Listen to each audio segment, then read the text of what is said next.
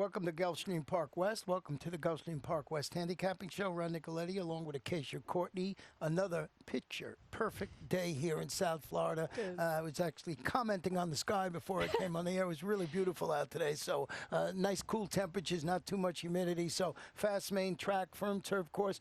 Starting to build the carryover in that Rainbow Six in race number 3 today.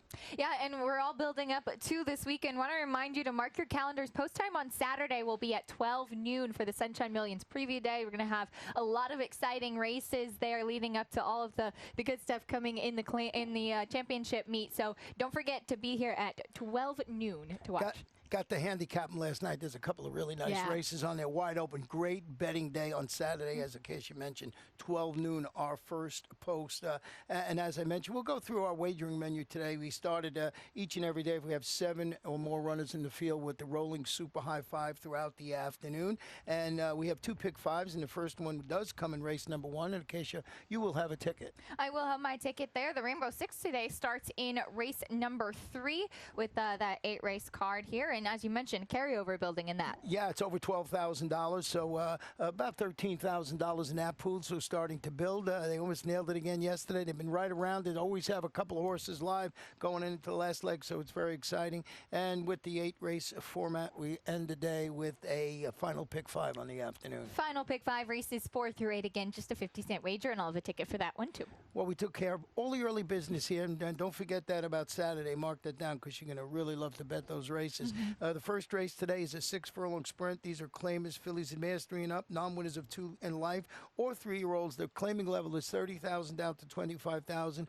One equipment note in here. Please note that the number 1, Cool Tears, will race with blinkers on this afternoon. And as we predict, Acacia has our first of 2 pick 5 tickets right here. Pick 5 starts right here in race number 1. Again, just a 50-cent wager. And mine's a little bit top heavy, and it gets lighter as we go towards through the card. $48 for me. My single's going to come in the 5th race here with Hurricane Force, one dropping from maiden special weight to maiden claiming for Wesley Ward. I think coming from the rail there just looks like really going to be in a good spot. So trying to keep it affordable when I felt I was going a little bit deeper in a couple of the other races. So again, $48. Yeah, and I could see going 4 deep in here. We were talking before we came in here. One of the horses I didn't use, on the top of my ticket was the one Cool Tears. We'll talk about that. But I did start with the number 4 in here, My Wish List, and I just thought this one should be primed and ready to score. Return from a 2-month layoff, come within the neck of defeating 30 condition claimers. How'd you see this opening one?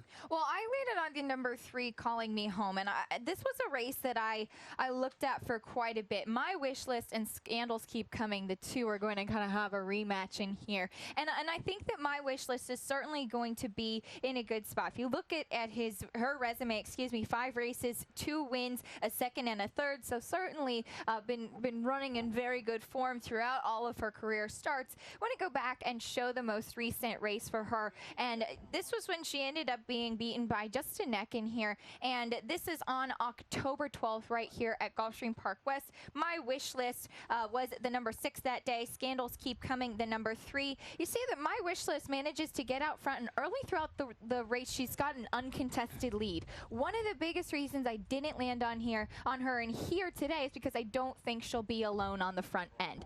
She still managed to get nipped at the wire by Liz Mimi, who came running there late. Again, beat her by just a neck. She was caught. That was just a 5-horse field. I think that she'll be pressured early a bit in here, but particularly by the number 5 Meeting Francis. So that's why I landed on Calling Me Home to sit the trip. Yeah, and then that makes a lot of sense the way the race is going to set up in here. My Wish List, the reason on top of my ticket, one of my angles, the only 2-time winner in the field, so I went that way. And, we're basically in agreement with our selections in here. I did go with the number 2 Scandals Keep Coming, hoping to turn the tables on that horse that we just showed you. Made that late move to finish 3rd behind her last time out. Dave Ratty, MCL Jaramillo, trying to close that gap this afternoon.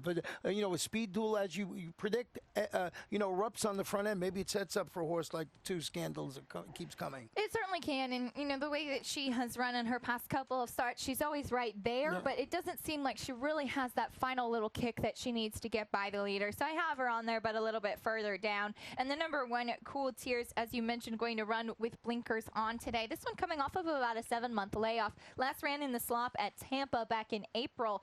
Was pretty well beaten there in Allowance Company.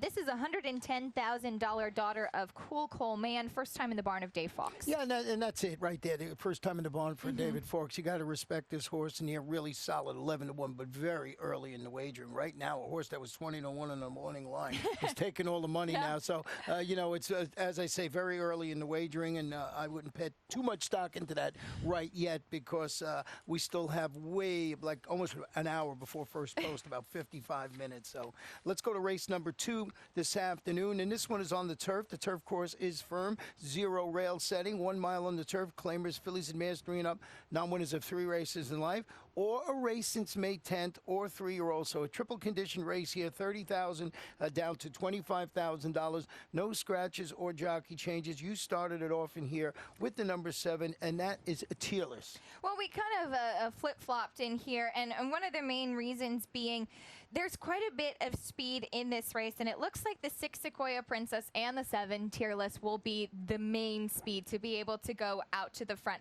I'm kind of going off, and I know that you love this key race angle too, but this one finished 3rd last time behind Next Out winner Golden Delicious in the slop, was behind a couple of Next Out winners, 2 back, one of them being Next Out Stakes winner Gypsy Eyes, and a nice Pletcher allowance winner DDZ there. So coming out of some good races, was in such good form earlier, 3 races in a row with Eddie Castro, and managed to be very game there. I'm kind of thinking that the Sequoia Princess, who was in Optional Claiming Company last time, pretty well beaten to be 4th, might be able to win it, certainly, but I opted for Tearless to get back to winning form. And in my estimation, Tearless is the speed of the speed in there. With going back to the grass today, trained by Sandra Silka, as we mentioned ad nauseum all week, summer long, how great she's been doing with her runners and fall. Eddie Castro in that saddle, in the saddle today. But I did go with number 6, Sequoia Princess, making her local return and removing the blinkers this afternoon after ending her summer-fall campaign up north by setting the pace and just getting nabbed late in a pair of 1-mile outings on the turf. That was on the Pennsylvania circuit. It's a daughter of Street Sense. Came from off the pace to win her career debut here. Edgard's Eyes in the saddle. That's why I think Tearless is the speed, and I think this one sits the trip behind. But, it's apples and oranges. We got our exacta flip-flop, so we go with the old exacta box in here. There you go. These are the 2 logical ones for sure. Sequoia Princess, as I mentioned, well beaten 4th last time, but it was behind Dickinson, who came back out to win a nice $100,000 allowance next time with a 99 buyer. So keeping some good company. I agree, they're the 2 logical ones. I went to the number 3, Marmalade, in 3rd, who does look to have some pace as well. I think she might sit a little bit off today, coming back in just 6 days after a pretty good second. Well, Caribbean Beat, the one, is stepping up the competition, returned from a 2-year layoff to finish the late closing 3rd in a 16 claimer at the distance. This is a 7-year-old mare, and she sits behind the catbird seat behind this pacing area that we're trying to figure out. Abundance of speed in this field. You mentioned the 6 can go, the 7 can go, the 3 can go, so maybe it sets up for a horse like this. After a 2-year layoff, I really respect the connections. Michelle Nihei, she doesn't run horses unless they're fit and ready, so this horse, someone you put on your ticket. With all that said, in race number 2, we will take a short break. When we come back, we will have my Rainbow 6 ticket.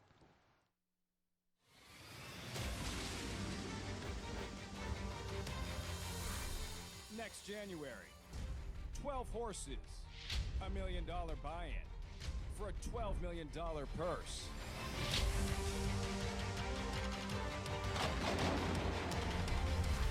It is the world's richest race.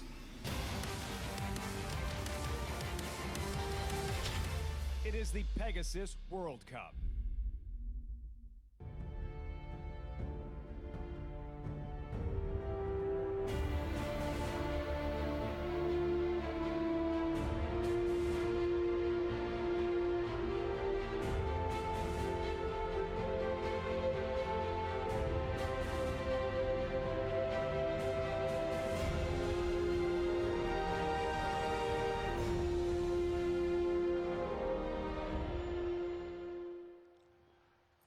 race number 3 this afternoon, a 1 mile allowance, optional claimer, fillies and mares, 3-year-olds and up, or the optional claiming price of $62,500.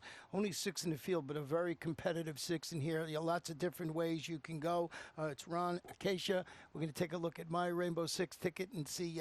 I come up with a $43.20 ticket here, and I found a single today, so I want, and that is in race number 6 this afternoon. Blue Bahia going for his 4th consecutive victory. So 2, 4, 3, single. 3 and 3 for $43.20. And we were talking before we came on the air, different horses that we use in here. I know that you use Alto Bell on your ticket and didn't use the 6. I used the 6, Screaming Skylar. So different ways to go in here. What was your top pick? Well, I landed on the number 1, Danessa, again on top in here. So we are actually in agreement with the top 2. And I think that these are definitely going to be the 2 strongest in this field. The 1, Danessa, again, and the 2, Delta Girl. I thought that Danessa, again, the 1 here, could show some speed from the rail. Looking for her 3rd win in a row. Broke her maiden in her first start for Gilberto Zerpa, coming off of about a 6-month layoff. Backed that performance up, identical buyer figure with 76. Once again against 16, optional claiming company. Now taking a big jump up, so that's the question. But if you look at the way that she's run her 2 races so far, $150,000 Daughter of Blame. She's going to add the blinkers as well. So with all of those together, it looks like the intent is clear of where she's going to go. Yeah, I mean, putting those blinkers back on looks like they want to go. But I did go. We got our exacta flip-flop. Delta Girl back in action again after winning her career debut in August 2015. She wins that race by 8 lengths, gets put on the shelf for 11 months, then comes back and runs as strongly in a pair of 16 optional claimers during July and August, including her last. She defeated a couple of next out winners in that race, one called Amaluna, the other one called Little Priscilla. That was going a 1-turn mile across town at Gulfstream Park. And I just thought, there's reasons for breaks in her racing. So coming back again. And I think these 2 are the logical choice. I think that Delta Girl sits right off Danessa again. And yeah, and you mentioned the breaks in her form there, and that's definitely a bit of a question. And she's kept good company as well. That first second off of the layoff, she was beaten 5 lengths, but it was behind Curlin's Approval, who won the Added Elegant Stakes. So as I said, keeping some good company. These look like the logical 2. Now, what we were talking about earlier is the other horses we used underneath. I went with the number 4, Alto Bell, who's coming off of about a 7-month layoff, but that her last race was in a stake at Laurel last time out. She has the ability to show some speed too, but Todd Pletcher is the trainer, and I want to give a stat on trainer Todd Pletcher in the past 5 years with horses coming off a more than 180-day layoff on the dirt. I thought this was interesting. Sometimes we talk about this when you don't even expect the sample size to be so big, but it's 67 for 207, 32% win, 60% of the time in the money off of that big layoff, and just on the dirt. That's not even including the turf. $1.86 ROI. I still imagine she'll take some money because of the connections, but she's 2 for 2 at the mile distance as well. Yeah, I could leave them off the ticket, put it on my Superfecta ticket, but on the back. I went with the number 6, a Screaming Skylar, who's going back to the main track. After going up, and this horse prompted the pace, faded to finish 6th behind a repeat winner called Dickinson. You remember us mentioning that? And that was it. And her stablemate, that one, Sequoia Princess. So if Sequoia Princess runs well, maybe you key off a Screaming Skylar this afternoon. This one was in a 25 optional claimer, going 7.5 furlongs. It was up on the Park's turf. George Navarro, I want to show you a stat on this. Talking about good stats over the last 5 years. Horses going from turf to dirt, 3-year-olds and upward. He's 46 for 151. 30% win average, 58% in the money, and almost an even ROI of $1.95. So a great angle for him. This horse ran against its stablemate, Sequoia Princess. So we give you a little bit of homework. Watch that earlier race, and maybe you add this one somewhere in your ticket. Well, Sequoia Princess is sticking with the turf. Screaming Skylar is going back over to the dirt now. I really preferred this horse on the turf, especially second off the layoff here. They paid more than $500,000 for this 4-year-old filly by Smart Strike, so certainly had some high expectations for her, which she hasn't really quite reached yet. So that was kind of why I left her off. I think an interesting one, though, is going to be the number 3, Terry's Big Heart, who's trying the dirt for the first time, but she's been in really good form. She might be a sneaky at a bit of a price to hit the board in here. Yeah, and ridden by Luca Panici, who's just been on fire, and he will sit off the pace with this horse, and if it can translate that form to the turf, it can be very solid in there. We'll turn the page and go to race number number 4, and this is a 5-furlong turf event.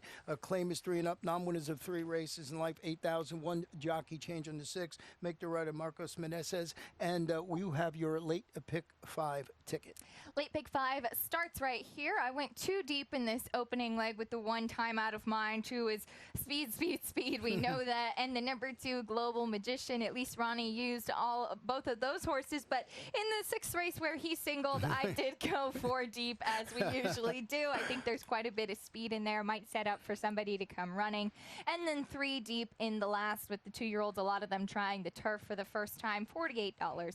Yeah, you're talking about the number 1 time out of mind. This one's going to depart from the rail today. Broke from post 10 to set the pace. Counted a little bit of trouble. I want to go back and show you this performance, and I just thought this horse was game through the stretch running there. And as I mentioned, the key to it was breaking from a tough post last time out and just went to the lead and battled. And I thought this horse did a pretty good job. There you'll see it is the number 12 that afternoon, and just was, banging on through right there and just couldn't hold this horse off. And I just thought, came back again, bumps a little bit. I don't know how much that was, but I just thought of that performance from that post that this horse can run exceptionally well today. And you mentioned that's the speed in here. Absolutely, especially breaking from the rail today. I think it would be much easier for Edgard Zayas to send him, a couple of races back, was out to the front, won by 4 lengths, 3rd and a 2nd since then.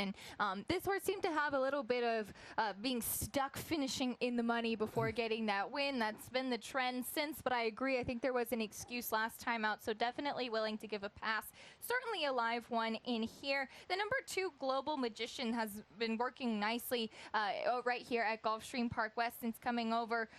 Last couple works were at Monmouth. Ran at the Meadowlands last time and finished 3rd. Got checked at the 3/8 pole there, and I thought rallied pretty well to finish 3rd for George Navarro. Lane Luzzy going to be in the saddle today. Yeah, this one gets a frequent flyer. Miles ran at Gulfstream Park on September 1st, and then went up to Monmouth, ran in that 5,000 condition claimer. Comes back down to South Florida in the George Navarro barn, working well over the track. Had that excuse of being checked at the 3/8 pole, and I believe a logical, contender on the ticket, and goes up, comes back, sort of like we do when we go and visit family in New York. Right, exactly. Getting those frequent flyer miles.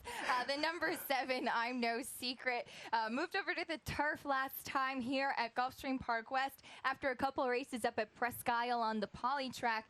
Definitely a big improvement going back over to the grass. Finished 3rd last time, beaten just by a length and 3/4 behind time out of mind. He's running late. He's the one that's coming late. So if things, get really contentious on the front end, sets up for a horse like the number 7, I Am No Secret. So might sit the trip. And as we mentioned a lot, always watch how the turf and the main track is playing in a particular day. If it's favoring speed, on the main track, what I've noticed over the last 3 or 4 days, it's hard to make up ground if you're not, if you're not in that first flight of 1, 2, 3, and 4. I mean, every once in a while, the pace will collapse and some will come running. But it looks like this track is sort of favoring, speed, stalk speed, or whatever you want to call it. Yeah, especially in these lower level claiming levels, those horses that are trying to make up ground look like they're having a bit of a tough time. The ones on the front end do seem to have it a little bit easier. Well, let's go to race 5, 6 furlongs maiden claiming 2-year-olds, $50,000. One scratch in here of number 4, Tranquilo, is been declared out of this race. And I think this was your single on one of your tickets, Hurricane Force. And I'm in total agreement with that.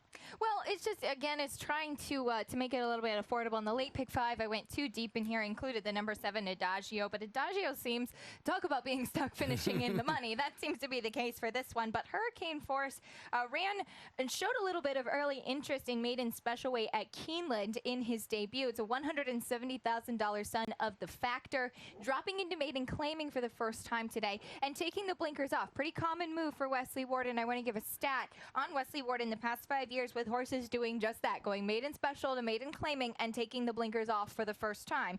And it's not a huge sample size, but I think it shows a lot. 7 for 17, 41% win. 13 for 17, 76% of the 76? time in the money with this kind of move. And a 323 ROI. I did not expect to see those kinds of percentages. Yeah, I mean, if you're not aware out there, Wesley Ward starts all his 2-year-olds with blinkers on. So he, most of the time, all his first-time starters are wearing those blinkers, and as they progress, he takes them off. So, and it's very successful for him. I am in total agreement, as I said, with the number 1 Hurricane Force. Now the number 7 Adagio, beaten favorite in 3 consecutive races, will try and remedy that chalk burning status today after running second again at this level and distance. That's it. Run, it's got to get over the hump there. Antonio Sano, leading jock Edgar Zayas. So you got the leading trainer, the leading jock. If anybody could get this one out of second gear, it's those two. Yeah, it's been a little bit of a tough trip so far. 6 races, 5 of them in the money finishes. You mentioned beaten favorite in the last few. The damn Hollywood picture was a grade 3 Santa Isabel winner, so certainly bred nicely. There was a lot of hope for this colt as he started out, so he's dropped to this maiden claiming level a couple starts back. He's running at the 50. I don't think they want to run him any lower than here. He's been able to finish in the money. He's just trying to get out of second gear. Yeah, trying to get out of second gear. I used the 3 and third in here, and I find this horse a little bit interesting today, and that's the Talento, now in the Pedro Castillo barn. This is son of Gone Astray. He was impressive in defeat when he went from, he was 13 lengths off the pace. He finished third behind Adagio and its career debut. Carlos Oliveira rides, and I just thought, if you go back and look at this performance, he was running pretty good at the end, so maybe a horse not to win it, but someone to put somewhere on your ticket. He's 6-1 on the morning line, and I think he's got a bit of a shot in there. Well, you might get a little bit of a price on him. A first-time starter in here. In fact, the only first-time starter in the field is the number 6 Thunder Buddies for Eddie Plisa Jr. Been working steadily at Palm Meadows. A half-to stakes winner. Promise Me a Cat. Gets Lasix for his debut. Yeah, and Eddie Plisa does an excellent job with his first-time starters, and I just don't know if anybody's going to run with hurricane force early on in there, even, so a little bit of a tough spot, but certainly someone you want to put on your ticket somewhere. Now, race number 6 this afternoon is a 5-furlong sprint on the turf. It's an allowance optional claimer. Fillies and mares, 3-year-olds and up, that could run for that optional claiming price of $25,000. And we got 7 in here, and Blue Bahia going for 4 in a row. Going for 4 in a row. I know this was your single. I mentioned I actually went 4 deep in here just because I think that there's so much speed. I thought Blue Bahia ran a nice stalking trip last time. If he's able to repeat that, if she's able to repeat that kind of performance, definitely going to be a tough one. We actually want to go back and show that race. This was on September 4th at Monmouth, and I had to steady a bit, and it wasn't the easiest trip. I thought it was a game performance, but again, 3 in a row. Paco Lopez is going to stick here, running against 25 optional claimers today. This is, again, the number 7 Blue Bahia, trying to find running room and just has to pull back a little bit. Does the number 2, the leader there. They go behind the trees. Now we're going to the stretch and trying to sneak through along the rail. Manages to get by, ends up winning by 2 there. I thought it was a nice performance. Been the favorite in her last 3, so she's trying to get another win here today. I was just a little bit hesitant about all the speed in here. Well, I think she sits the trip. That was it. You made my case for me, where she was able to come off for the pace in that particular race. Looks like she has that tactical ability to be on or just come off the pace like she had to there. Maybe because she studied, she did. Never beaten at the distance. 3 for 3. United with jockey Paco Lopez. Paco Lopez aboard for all those 3 victories. So Blue Bahia, the reason I singled in there, and I just thought she had that tackle advantage. Now, you went to the inside in here with the number 1 horse, Fabulous Devotion. Well, this one with Luca Panici, he's ridden her the last 2 times. Second by a head, 2 back when closing nicely. Just missed behind Dagny's Revenge. Then came back and won last time. So it's her first start against winners. I know it's a big asking, but I think that she's going to be one to come running just a little bit behind. I think on the turf and with a lot of the horses that seem to be forwardly placed in here, she'll be in a good spot to come running. Well, number 6, Thinking of Mama Strong, 4 starts at this distance with 3 wins and a third. Really good at sprinting on the grass, turning back after gamely coming within a head of defeating 20 optional claimers, going a mile here last time out. Proven commodity at the distance, got legged up at that longer distance last time out, turning back. I just thought this one has a logical contender in there from the Eddie Plisa Jr. barn and ridden by Edgar Zayas. Yeah, I think that she prefers to be sprinting versus stretching out there and going a little bit longer, so definitely like her on the cutback. She looks like she's one who has shown some speed in the past too. And the number 5, Scuba Sue from the George Navarro barn, won last time going wire to wire. She'll definitely be on the front end in here, moving back over to the turf. Well, there's a common theme running through all the races today, and it's New Jersey. There's a lot of Monmouth shippers in here today. George Navarro, Eddie Plisa Jr., just Jason Service, just all the horses from up north. Of course, down here to run both at Gulfstream Park West. And, of course, when the championship meets and starts in just a couple of weeks. Just a couple of weeks. We're getting close. Race number 7, 6 furlongs, claimers, fillies and mares 3 and up, non-winners of 2 in life, $6,250, no scratches or jockey changes in here. And I thought this was a pretty wide open affair in here. You went with the 4, Great Way Lady. Well, just to back up what you just said, this one coming in from the barn of George Navarro, ran at the Meadowlands last time and was only beaten by a length and a quarter. And I think that that's a very respectable finish given everything that she went through there. Stumbled really badly at the start, really almost went down to her knees coming out of the gate. And she was coming from the outside. She drifted a bit there. She was forced to be wide because of that bad break. I think she gets out easier today, and she's going to be a tough one. Yeah, she's getting the apprentice allowance in there with Carlos Hernandez in the saddle this afternoon. But I did go with the number 8, Dungeness. This one stretching out slightly to 3/4 of a mile. Rallied 4 wide. He finished second. She finished second, I should say, beating 3/4 of a length, going 5.5. Respect the connections with Victor Barboza Jr.,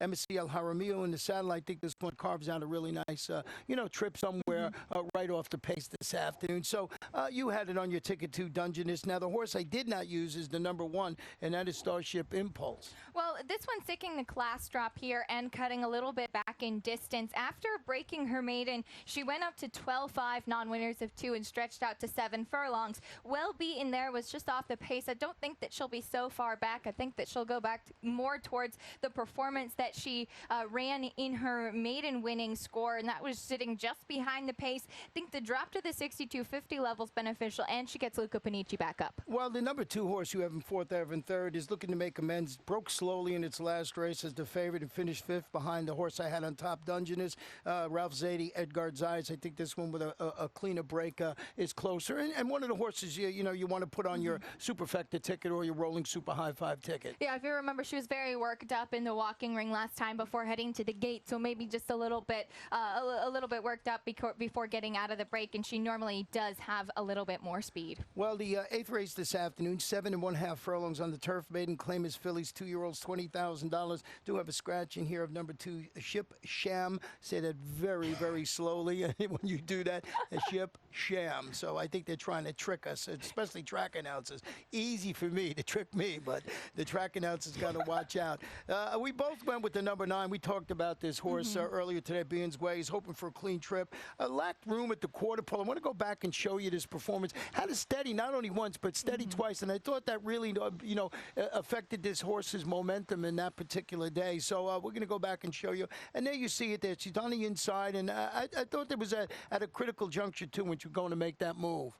Yeah, it was a very big price in her first 2 starts, and I think even starting off was off a bit slow, too. Yeah, you just see she did not comfortable there. She has to steady again. There's the big steady in there. It never was found a place to run. And then once got free, ran pretty good in that race. Was only beaten 4 lengths to be 4th. And if you actually watch the head-on of this race, there's a bunch of crowding. There's people trying to get over to the rail. Some of the horses that wanted to be more on the front end, and she definitely got the brunt of that. Yeah, and you see her closing very well after that. So there was, that traffic jam as they returned it from home, but near the quarter pole, and certainly with a clean trip, I think this would have been much closer. But more importantly, this is a better spot for this horse, I believe. I think so, too. As I mentioned, big price in her first 2. She's one of only 2 in this field that have run on the turf before, and the only one that's run at the 7.5 on the turf. So I think that's giving her an edge as well.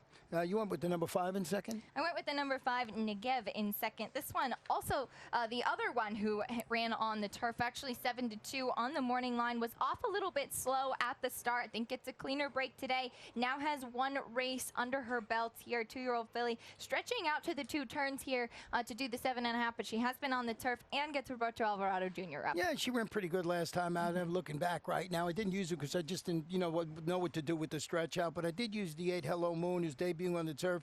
Stalked the pace, faded when facing 25 maidens in a race that was moved from 7.5 furlongs on the turf to a sprint distance on the main track of 7 furlongs. Sealed sloppy track. It's a daughter of Dialed In. She's bred to respond favorably to the grass. They tried to get her on last time. Couldn't do it, so maybe today they do it, and this horse runs well in here. I know you had it somewhere on your ticket. Yes, this is one of 2 for Fernando Abreu in here. He also has the number 4, Wild Dalton, so that just may be the higher price of the uncoupled entry here, landing on Hello Moon, who's 8-1 on the morning line. I agree. It really looks like they wanted to try the turf last time. Didn't get that option. I also used the number 6 Flying Dude, who's trying the turf for the first time. Did run a distance, ran at a mile last time at Gulfstream Park West. Have to multiple stakes placed horse who also was a turf winner, Pirate Green. So we'll see how she handles the surface switch. Yeah, and the same thing with the 7, Beautiful Alley. This one stretching out the 7 on the grass. You know, returned was only 12.5, but I like the way this horse ran.